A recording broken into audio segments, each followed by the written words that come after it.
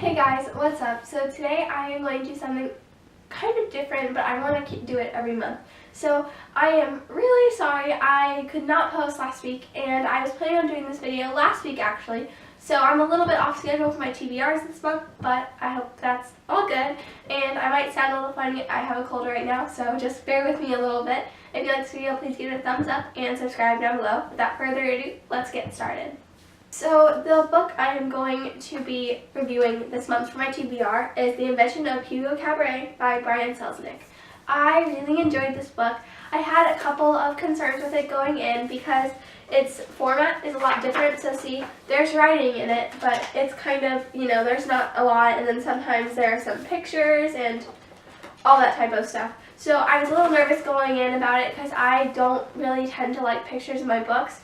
And I know that that's kind of like an adding element. Like, it's obviously not a picture book that says 500 pages, but I really enjoyed it. So I will go into a little bit further detail. Okay, so starting with some of the artwork.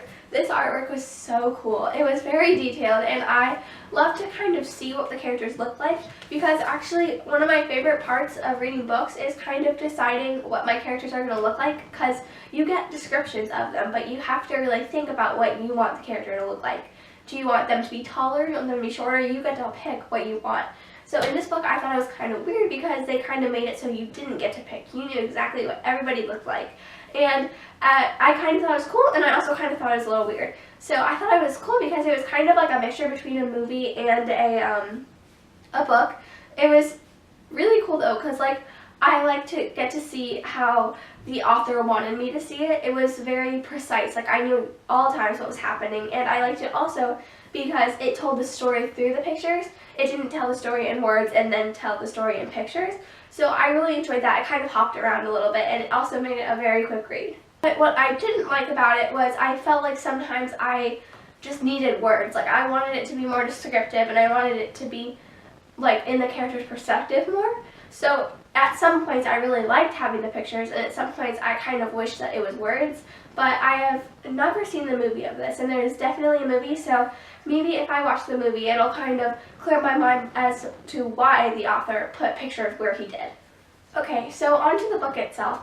I really enjoyed the story. This is about a boy named Hugo, and his uncle was a clock keeper. I think that's where I worked. So he worked in a train station, and he went all around and he fixed clocks. So he fixed them, and he'd make sure that they would work properly and they'd always keep the right time.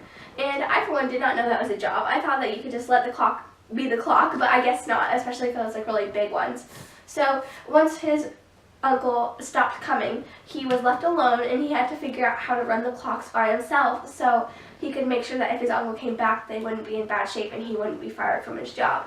And this book is about how he loses his favorite journal, and it's about his journey to getting his journal back and understanding why that journal is so important to him. I really like the storyline for this because I felt like at all times there was something going on. There was never like a boring spot. There was always something I was wondering. And I think that's really important in a book, to always be sure that you don't know what's going to happen next, because nobody likes the book to be predictable. Okay, so my last thing about this book was the characters.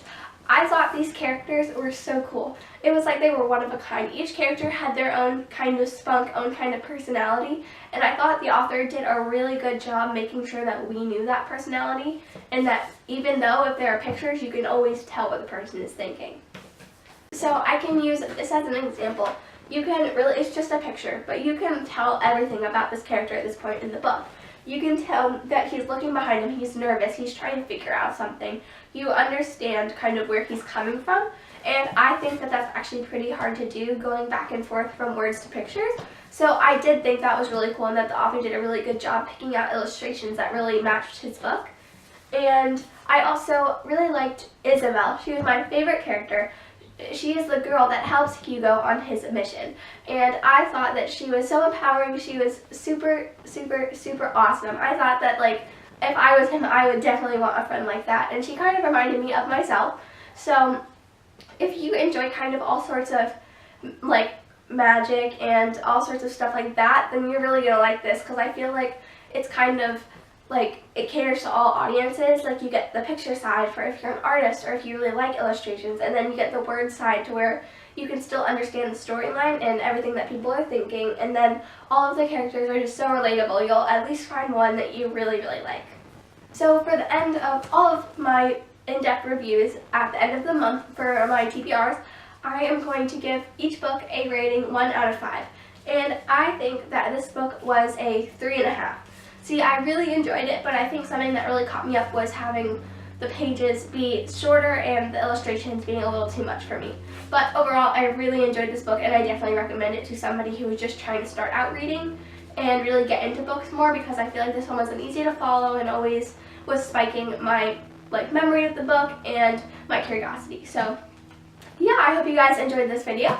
If you like this video, please give it a thumbs up, and I post videos every Friday, almost. Bye!